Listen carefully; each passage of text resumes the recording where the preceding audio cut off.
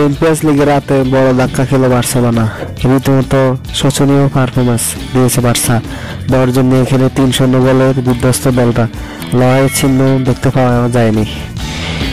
27 মিনিটে আসে প্রথম ধাক্কা, কান্দে অবিশ্বাস্য আত্মঘাতী গোল। তার বলে বল জড়িয়ে যায় নিজের জালে।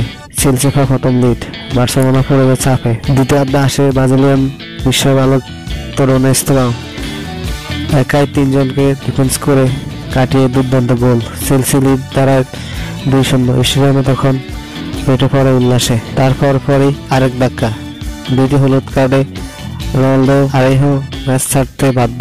দর্জন নিয়ে রীতিমতো টিকে থাকার লড়াই শুরু হয় বার্সেলোনার।